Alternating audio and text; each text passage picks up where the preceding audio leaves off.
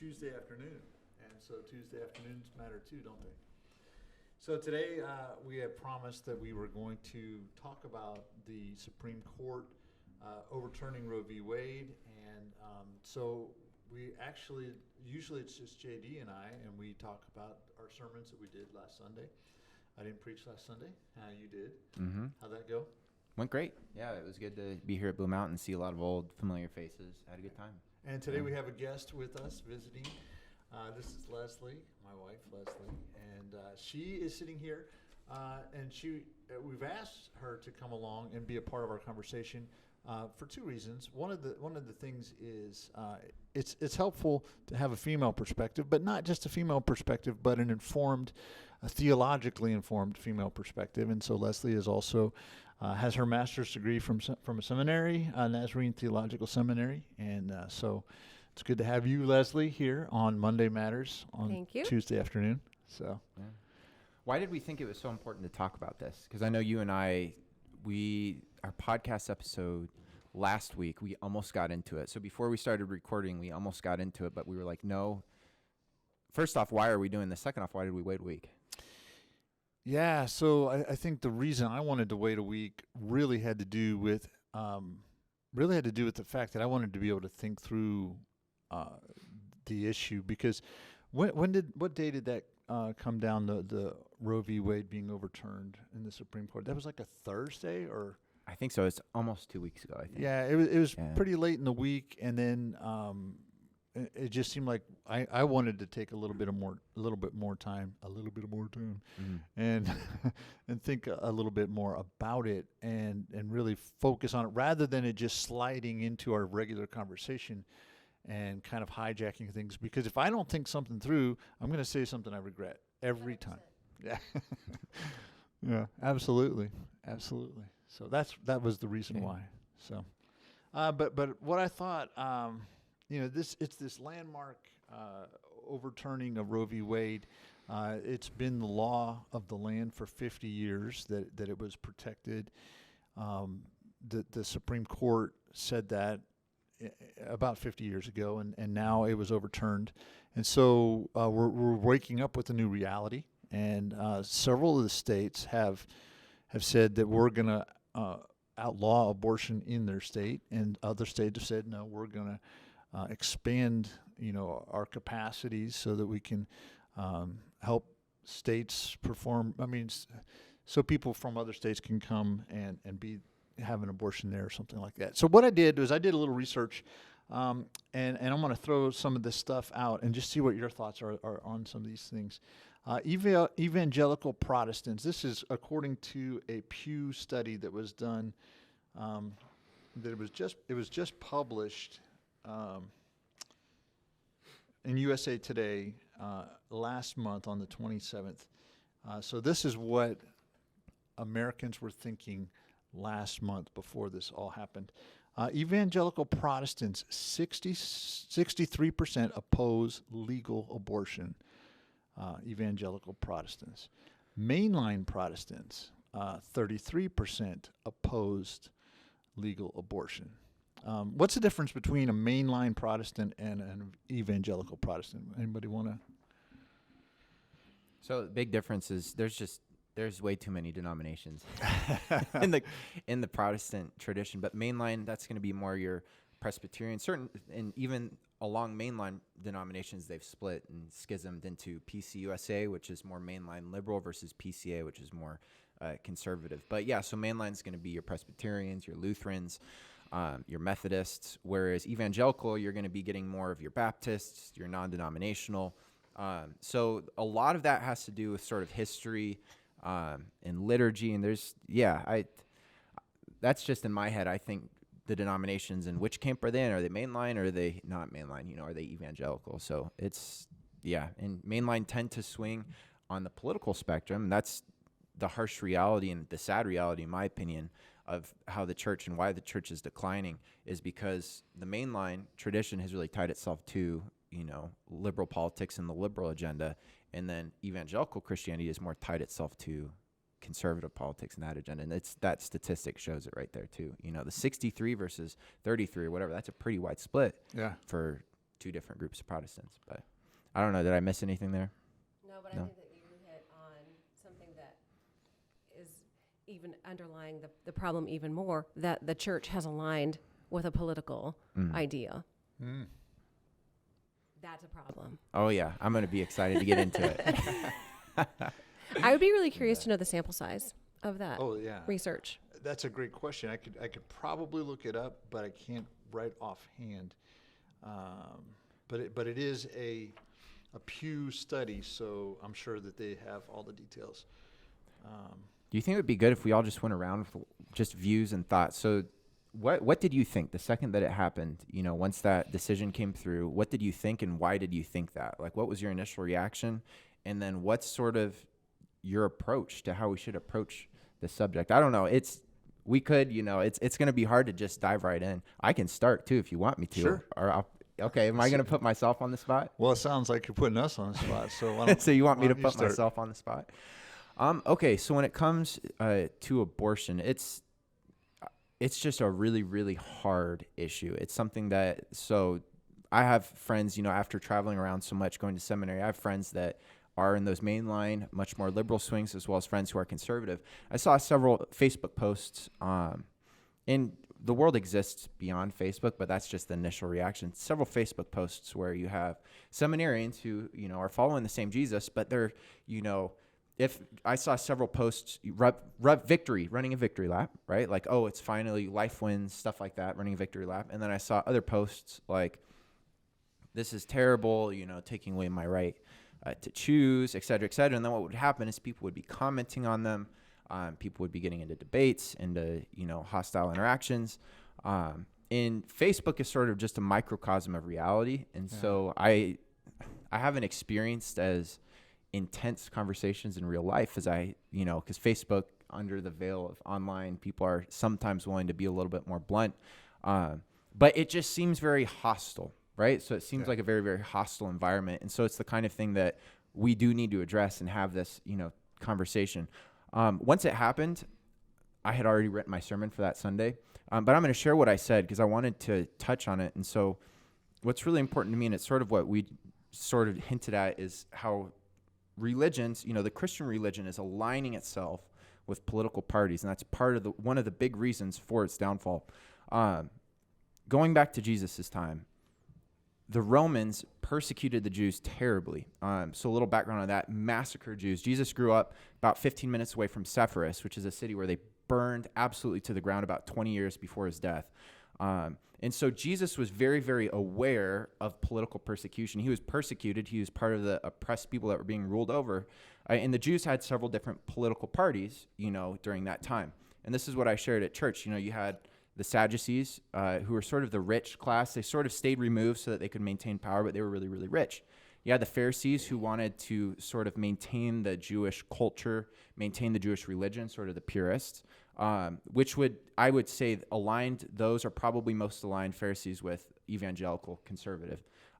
You had your Essenes, which were separatists. So that's more similar to Mormonism, to nowadays Mennonite. I don't want to characterize, but there's similarities. History repeats itself. So the Essenes, what they did is they literally sort of left society and made their own little colony. They said, if the Romans are going to persecute us and these political things we don't like happen, we're just going to remove ourselves and live in a holy community fully separate from the world.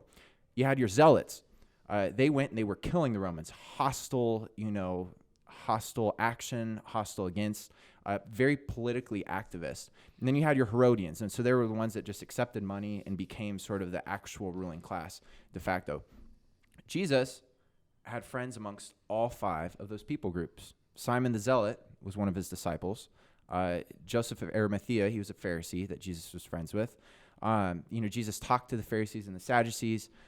He was constantly interacting and engaging with all these people groups. And Jesus was not one of those five.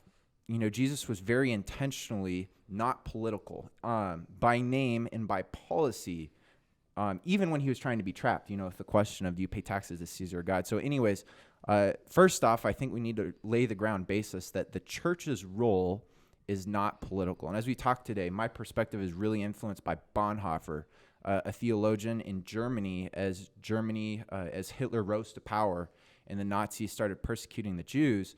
Bonhoeffer, he was in the midst of, much more hostile environment than we are today of how does the church interact with politics. But yeah, first and foremost, the church aligning itself with one of these parties. It wasn't Jesus the Zealot. It wasn't Jesus the Pharisee. And if it's JD the Republican, JD the Trump supporter, JD the Biden supporter, JD the liberal, I don't want that to be a part of my identity. Yeah. I want to be JD the Jesus follower. And if we're constantly talking about these policy issues as things that are most important to us, as the hills we're willing to die on, as the posts we make on Facebook, what we talk about in conversation, we're totally missing the point. So I have more to say, but I'm going to cut off right there because I want to hear your guys'. That was just my initial reaction. I want you to reaction. actually answer your question. Yeah, you dodged that really nicely. You said, the question was, what was your reaction? Mm-hmm. So what was my honest reaction was anything I hear, anything in the news, I think this is going to drive more and more people away from the church. So that's just my initial reaction as I see the church completely crumbling and falling, especially amongst people my age. Who you look at people my age, you look at the rise of the nuns, agnostics, atheists, so high amongst people under 30. And these kinds of things, anything political, whether it goes either way, Roe v. Wade is codified, it's not codified. It doesn't matter which way it swings. Because religion is involved in politics, younger generation will see religious people talking about it, whether it's one way or the other, and it turns people away from Jesus. So I didn't really care as much about the decision itself. I was just sort of like, I don't know if hurting is the right word, but sort of just sad that it's like, I know that this is going to drive a lot of people I know away from Jesus, or it's going to make it harder for them to come back to Jesus because of the comments that are being said by supposed Jesus followers who have proclaimed that they're following Jesus, but then instead of actually following Jesus' footsteps, they're becoming political activists. So I was sort of just sad at the decision. Yeah. Wow. And to just clarify, the rise of the nuns, you mean people N-O-N-E-S. Yep, not N-U-N-S. Right. N-O. I love N-U-N-S too. Got a few friends that are nuns, but N-O-N-E-S. And so that's, atheists, agnostics. Those people who just claim don't care. no religious affiliation. Mm-hmm. Yep. Which is more frequent now than Christians. I saw some statistic for the first time in kids under the age of 18. Yeah. Which is crazy. But it's real with all the kids I know, with people my age, my brother's age, my sister's age, talking to them, hearing stories. It's very real. The statistics, there's people behind them. It's sad. But so Leslie, what was your gut reaction whenever you heard that? It's funny that you asked that because I feel the emotion rising even I'm like, okay, don't cry. Absolutely heartbroken. Yeah. For all kinds of reasons.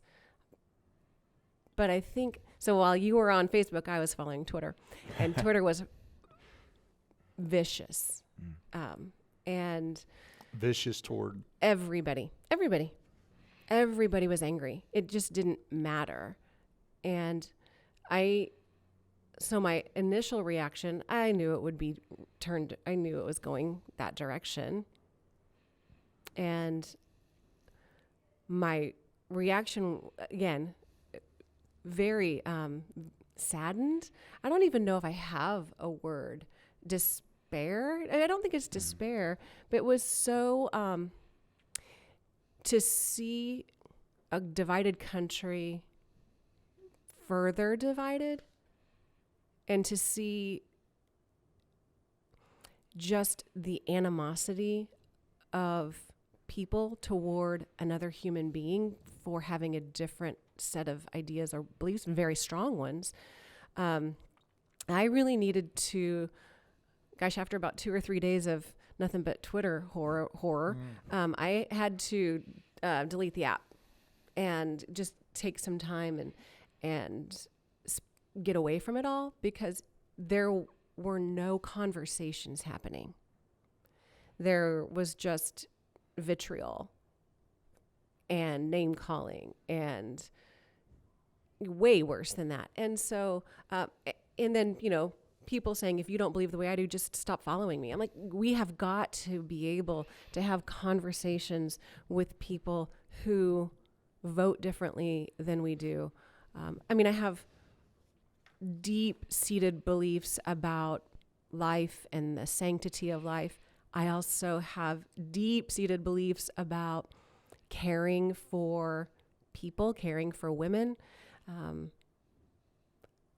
Too many stories to count of women who've chosen abortion, women who've chosen to have their children, women who've chosen adoption, men who have gotten women pregnant and just taken off.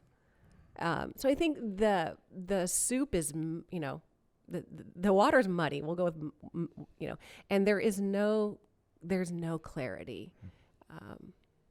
So my initial reaction was, I don't know. I don't even still have a word for it because I have a hard time even talking through those feelings. It's just very unclear to me.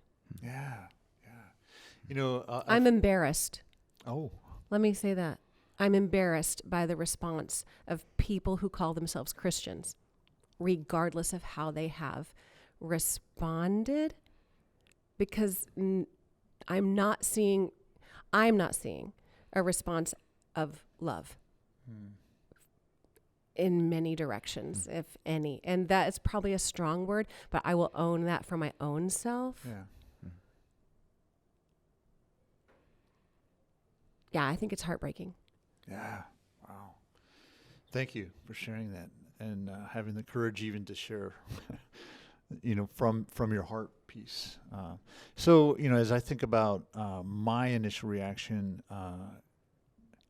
so I would categorize myself pretty strongly in what I would call the pro-life camp, and yet I didn't feel like this was some huge victory in some way, and partly because I've heard people describe, the initial Roe v. Wade decision 50 years ago as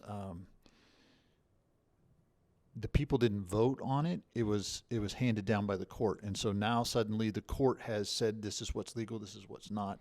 And then it's the same exact thing in reverse. Now it's not the people that decided anything, it's the court decided it. And the people are, it was kicked down the road 50 years is what happened. It is that decision was kicked down the road 50 years and it's not settled. I mean, at this point, and we know that it's probably never going to be settled in our lifetimes.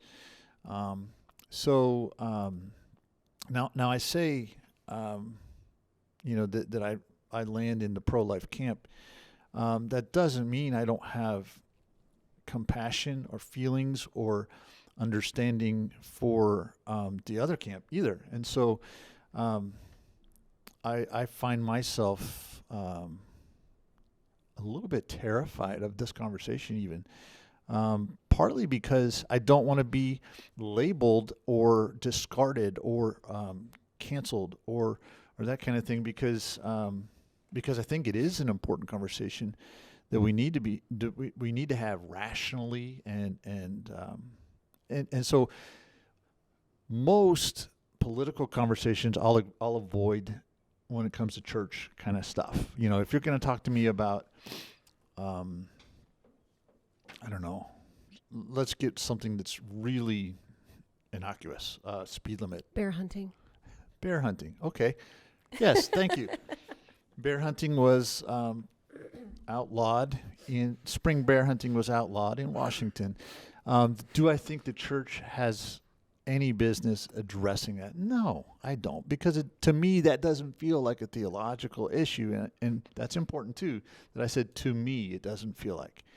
But to me, this particular topic feels like a theological topic. And it feels like a theological topic because all of the religions talk about when life starts, when a body is ensouled, that kind of thing. And part of the reason we're so up in arms about this is because it's a theological thing, because it's God is inserted in the conversation, at least on one side. So what does it mean to you that it's a theological topic? So it's a theological topic, and I would wager that you could sit down with someone and not talk about abortion, but say, hey, do you believe that life, humanity is holy? I'm pretty sure you could get 99.9% of people probably to agree with you besides the one or two cynic, So what is it? how do you take something that's a theological topic? And I'm just curious what your opinion, what your imperative is. So it's a theological topic. What does that mean, though? So, like, how do we act on that? How does that affect you and your ministry, Sure. as head pastor of Blue Mountain Community Church, both, outside of your job as well, as Jim, the citizen? How does, so it's a theological issue for you, but then what does that mean? Yeah. So bear hunting, totally, that is something that, I mean, I might talk about bear hunting, how unsuccessful I've been at it or something like that at church, but that's not something that that really should be addressed from the pulpit. That's not an issue that I don't know, has any bearing on our morality, on our souls or anything like that. But the issue of abortion, there's implications, and I'm not going to even tell you that I have it down, because there's a lot of people, very informed people, who are going to look at the same stuff I look at, and they're going to land in the other side, the other camp. And so I want to be gracious to well, I'll try to be gracious and say, hey, I want to hear that and understand their side too. And so I kind of brought some stuff with me.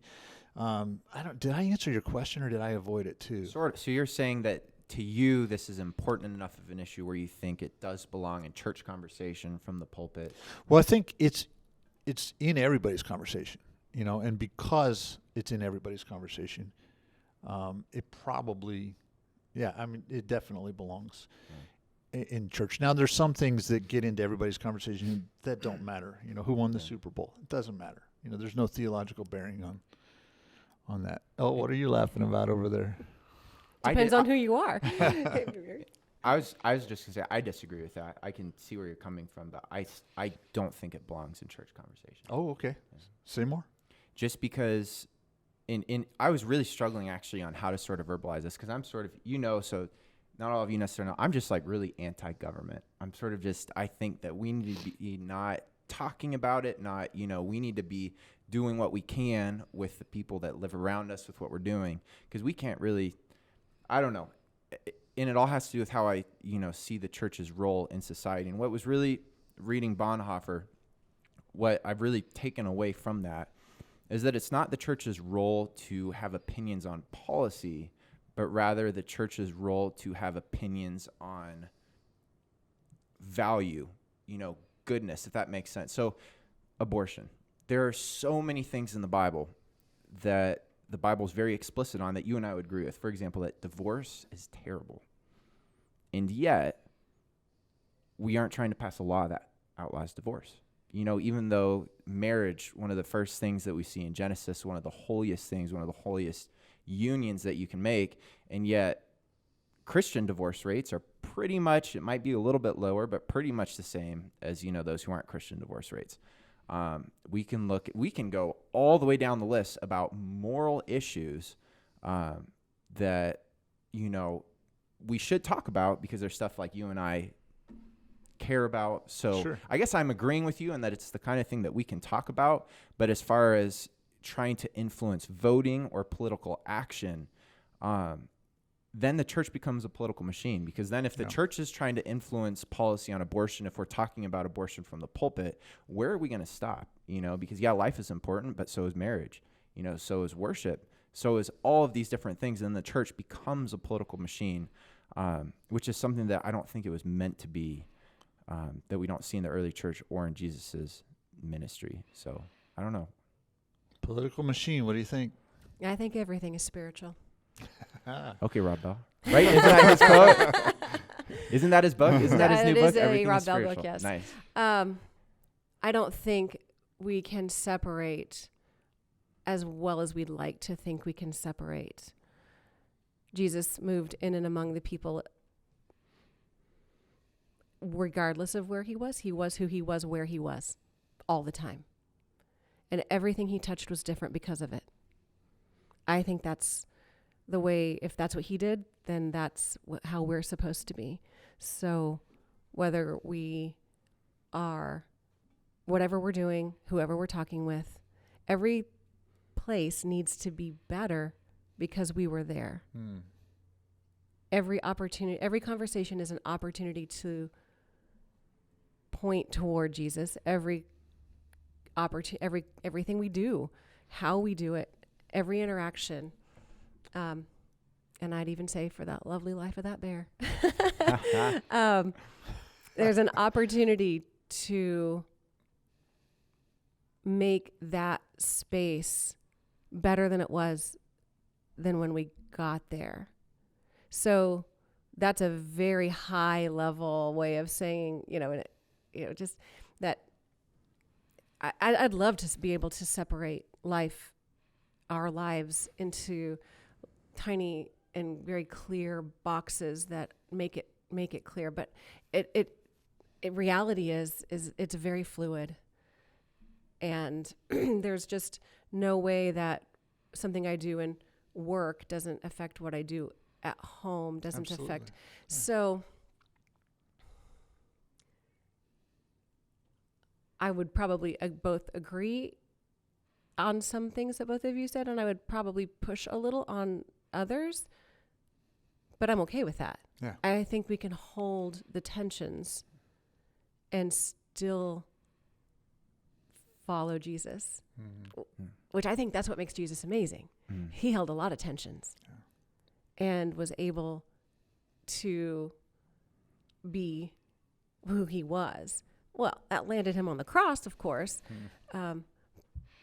But I think we have to be able to hold tensions and to be, I don't know. I don't even know how. I'm just kind of putting this together. Not for the first time. This is what I think. It's not all, the church cannot stay outside of politics. It's impossible because the church is made up of people. The church is people. And politics isn't going to stay outside the church because they just won't. But people always tried to push Jesus on a political Absolutely. stance, and his response Was always outside of it. Always above it, around it. Yeah. He never got trapped. Yeah. We get trapped all the time. Yeah, we do. Yeah, that's well said. Yeah. And I think there's a difference too in Leslie versus the whole church as No far doubt. as and that's I think I said I want to backtrack on what I said as far as the church and politics shouldn't be mixed. Like you said, we can't escape it. But as far as the church taking official stances, I want to go to what you said.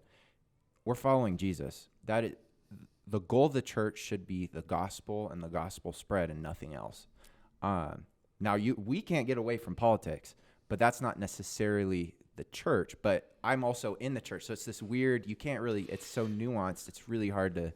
Well, what does that dynamic actually look like then? Well, it could easily look like Jim stands up and tells you who to vote for, and now I'm in politics. And that does happen, and it doesn't happen here or at Skyrocket, but it does happen in some churches, and there's a lot of fear about that happening. So there's, that's just a reality is that some preachers do use their pulpit to, promote maybe it's a person running for office, maybe it's a certain agenda or something like that. That does happen. And it, like you said, that is to our discredit, and the church loses, it dilutes the authority of the church is what happens. And we lose people all over the place. And like you said, the sanctity of life is a theological issue. And I think it's important for the church to talk about that, but not for the church to say, not for us to get up and say, vote pro-life, anti-abortion, because life is a theological issue. It's up for people to interpret it in their own nuances, but for us to preach, life is beautiful and holy. The life of everyone. We're not just talking about the baby, the life of the mother, the life of the baby 10 years from now, of the father. And we're not saying this vocally, but at least like when you look at Jesus and you know the background of his situation, a lot of his messages that seem only theological, spiritual, they're very much addressing exactly what's happening at that time, like the tension between Samaritans and Jews, right? Jesus' words gain whole new meaning when you know the context behind what he's saying. And that's sort of our job, is to sort of not riddle things, but, speak about the truth of the gospel that's so applicable to our lives without you and I getting in the way with our own opinions, Well, or yeah. our own interpretations. I mean, everybody has their biases. You have your life, the way you've been raised and the way you see the world. Sure. But at the same time, our job isn't to tell people exactly how to think. It's to expose them to Christ and expose them to the scriptures. And then they have to navigate a lot of, I don't know. I'm going to be a little careful of what I'm saying, but you have to navigate life based upon what you believe the Holy Spirit is revealing to you along the way in the scriptures. And hey, I want to circle back to Bonhoeffer for a minute. So you mentioned that you kind of are aligning yourself maybe with Bonhoeffer's thought. Bonhoeffer, of course, this was during World War II. He believed that Hitler was evil and that he was part of a plot to assassinate Hitler, which is very political. Yeah, very. So how does that play into what we're talking about? Yeah. So in the books I've read and the scholars that I know, they somewhat disagree in interpretation on Bonhoeffer, but at least my interpretation of it was, and in reading his writings from prison, he believed that what he was doing was sinful. So him trying to kill Hitler was sinful. When he says on the question of Jews, I'm butchering the name of his most famous letter, but he's like the German church in the Jewish question. He says both things. He says we should not be going up against the Roman government on this mandate where they're persecuting Jews. And then on the flip side, he says, we need to be standing up for the Jewish people. So he says like a both and, a weird both and approach, at least that I interpret to say, is that we're not supposed to be influencing policy, but we're supposed to say, hey, the government is not holy and good. So not like this needs to be the policy, but saying this government is not gospel centered. We are following the gospel. We are not aligning ourselves with the government. But yeah, I think he saw, how Bonhoeffer saw, is that acting out against the government is evil. Because when you look at Romans, all government is God ordained, and the power flows from God to the rulers, to the people. But sometimes that power is separated, where the government says, I don't care about God, I am the Christ. So like Hitler, right? The Führer, or whatever you pronounce his name. Very much a messianic figure. At least he portrayed himself as this messianic figure, that he was almost sort of like a quasi-God. Same with Caesar during Jesus's time. There were rumors of, that Julius Caesar, died and then he became God in heaven. That's crazy stuff. And then that's where you say, you know what? Even though the government has God's authority, I'm going to rebel against it and then throw myself on God's grace. So that's how I would interpret it. And I can respect, even though I don't think this is the political issue or thing for us to do, to die on. One, Bonhoeffer wasn't just completely scathing that, this is what you have to do, but he acted it out. And then he said, God, I might be wrong. I just forgive me, because he thought that he was sort of sinning and trying to kill Hitler, but he thought that what Hitler was doing was a greater evil. And I would align with him on that. So if you think this abortion issue, if you think that this is the biggest issue, that this is the hill that you're going to die on, and you're convicted of that in the Holy Spirit, in the spirit of Bonhoeffer, just know that you're sinning, or at least in Bonhoeffer's view, you would be sinning even if you decide to go that route, and so that you have a humility as you become a political activist for this issue. So I might not be making any sense. But you mean for abortion? For abortion or against it. I mean, either side of the coin. You're saying that to fight politically for or against would be sinning? Yes. At least according to Bonhoeffer, someone as terrible as Hitler, he still thought that his role and participation in the plot to overthrow him, he felt tremendous guilt over it. It was a very difficult decision for him to make, but it's the decision that he made. So I would say the sin probably is a lot lower level. Yeah. There's levels of sin. Because I think in terms of like today, as we post something on Facebook, it can be sin. I mean, you might post something you believe with all your heart, but the way the way it comes across can turn everybody off to Christ, and that is sinful, because we have to be, as innocent as doves and as wise as serpents or something like Shrewd that. as snakes. Yeah, shrewd as, yeah. But I mean, we have to be so careful because we carry the name of Christ, and so we have to carry that name well. Hey, let me go through a couple more of these thoughts real quick before we go any further. Jehovah's Witnesses, 75% of Jehovah's Witnesses believe, according to that study, abortion should be illegal. 70% of Mormons say it should be illegal. And most of these Christian groups point to the Psalms, especially Psalm 139, 13 through 16. For you created my inmost being. You knit me together in my mother's womb.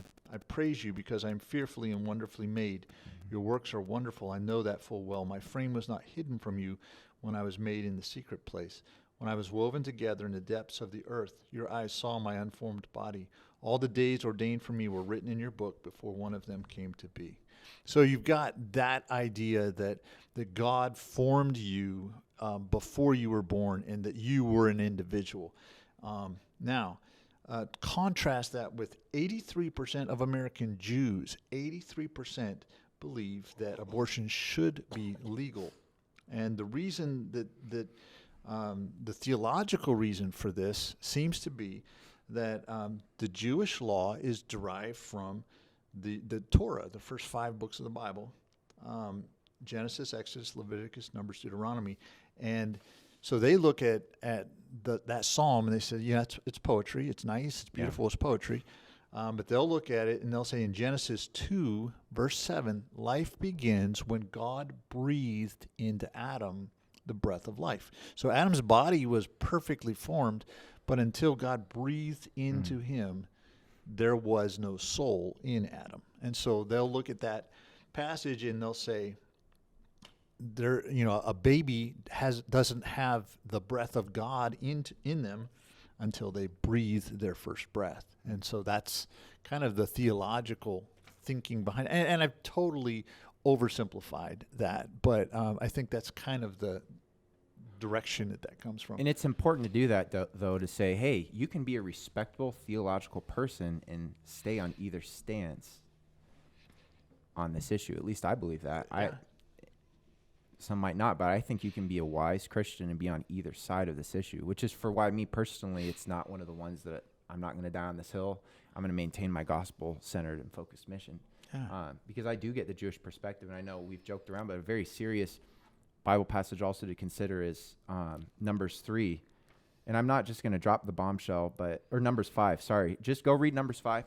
It's probably too long for us to get into here, but there's just cases on both sides where it's like, I can see why you would think this way or that way. Yeah. American Muslims, 55% of American Muslims say abortion should be legal.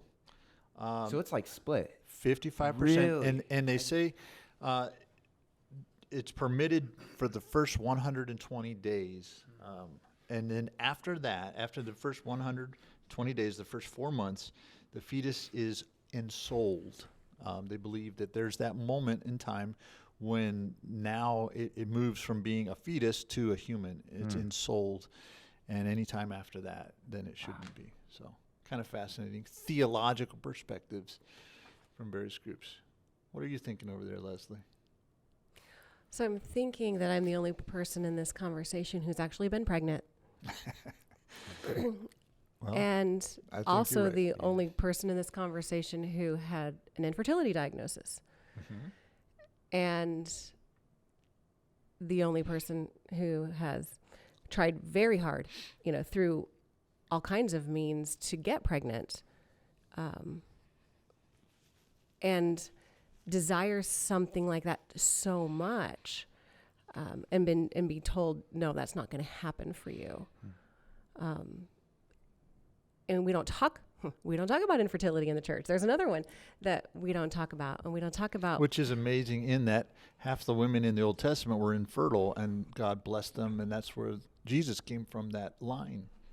It's interesting, even the way we talk about it, that that women were the ones who were infertile. We have no idea if that's true or not. Good point. We don't know. Yeah.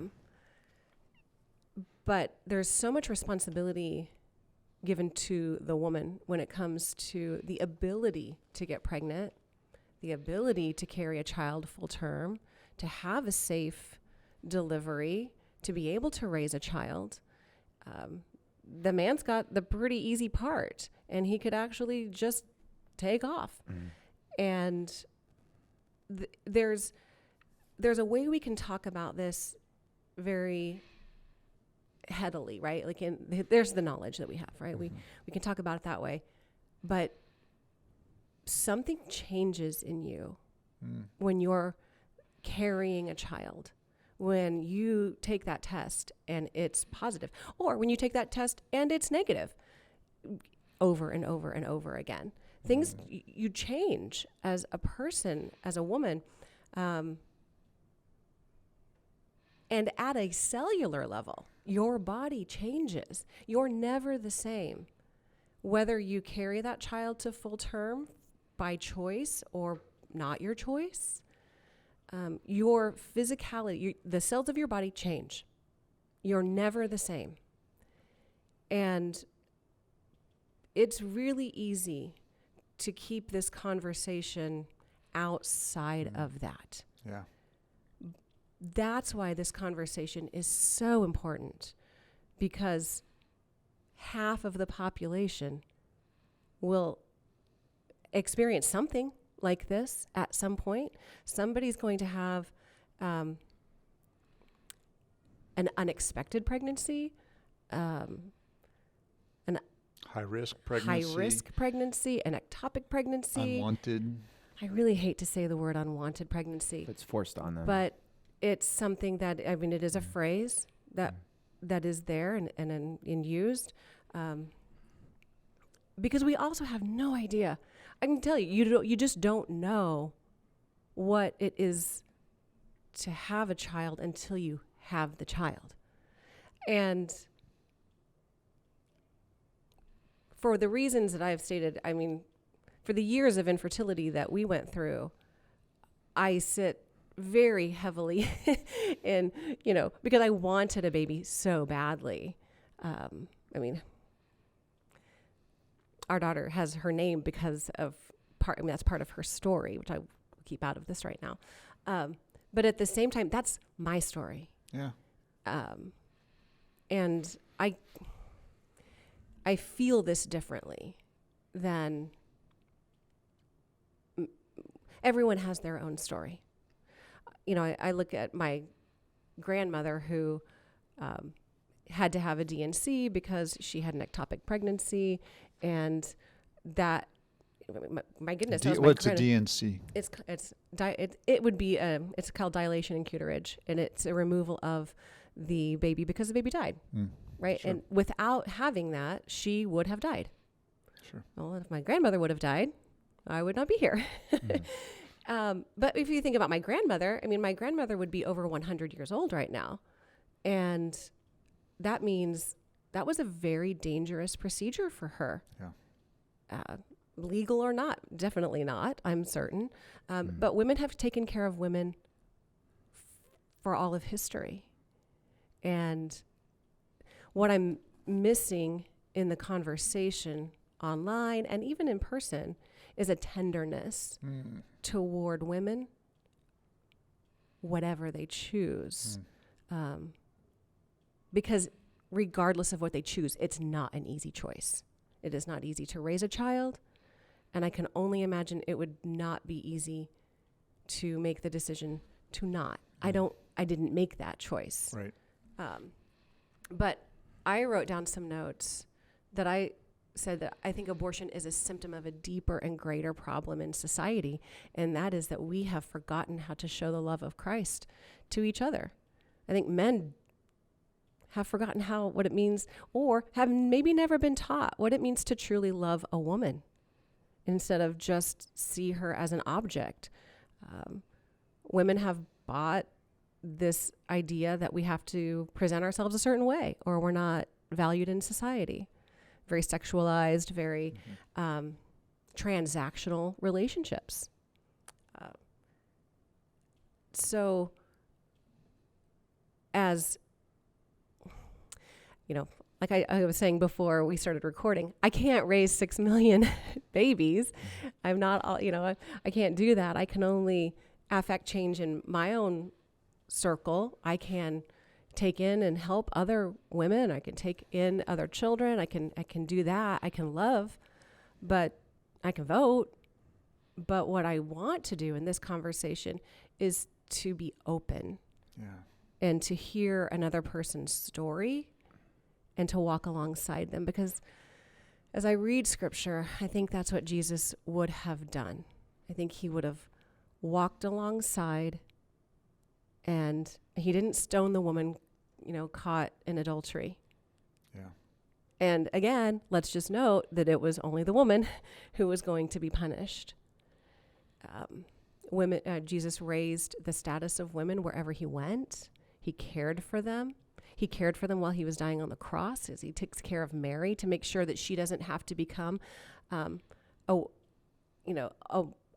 no one to care for her because she didn't have a husband. Jesus was the oldest son at the time, so he was caring for Mary, and then he hung on the cross and made sure that she had someone to care for her. So if we could just start this small, and that's how change happens, small and at the ground level, and it can swell. But so what does that mean for us? I appreciate what you're sharing, because here I am. I'm trying to keep it on the theological level, and you're like bringing the humanity into it. and I think that's critical, because I've never had a baby. I mean, I have 3 kids, but I never carried any of them. And JD, I mean, we're on, we come from the other side. We're because we can't know that change that takes place. But I think that's part of the rage with the decision, is that it is a decision being handed down on women again. And that is historically what has happened.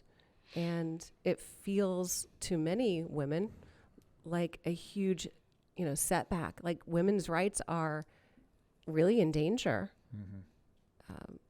on multiple levels, not just this one. And of course, the counter argument is the baby, who is also a human, their rights are being taken away before because they've never been given. Yeah. Absolutely. It is a painful conversation. Yeah. Yeah. But one I think that really needs to be filled with love and grace. And to what you said, this is Monday Matters, Tuesday Matters. But I think that's, if there's any takeaway from this conversation, I think it's that, being right feels good inside, but it does nothing to spread the gospel. At the end of the day, you might be wrong on this issue. I know because here's the thing, I've sort of been talking theologically. Y'all don't know what I actually think deep down. I've sort of shared, Jim, last week with Pastor Jim. I'm definitely in one of these camps, but at the end of the day, I could be very, very wrong. So what's the takeaway? The takeaway is to be human. Who can I care for in my community? Who can I care for in my church? Who's someone who had to make a difficult decision that I can make meals for, that I can comfort, that I can share the love and grace of God with, that's still there, even if they feel like they made a good decision or a bad? What single mothers in my community can I help care for? What struggling families can I care for? There's a lot of practical ways, to see this issue as people, not at being right or being wrong. And that's why this matters so much, is having this conversation. Is at the end of the day, our goal is to spread the love of Jesus, and that is action. It's action. Mm-hmm. And so we can be right, we can be wrong. I could be right or wrong about how involved the church should be in politics. But at the end of the day, when I sit there in front of Jesus, that's not going to matter what I thought. What's going to matter is, hey, did you take care of that person in your community, that family, that's what's going to matter at the end of the day. And I just hope that, we do that, and we all can be convicted of that, is we can do better, taking care of the people in our community, sacrificing for them, loving them. I think that's absolutely true. We can all do better. We can all do more. It's easy to do more. It's easier to do less. But it's easy to rage too. It's too simple to rage. Yeah. But we don't think it's easy to do more, because it requires time and it requires effort.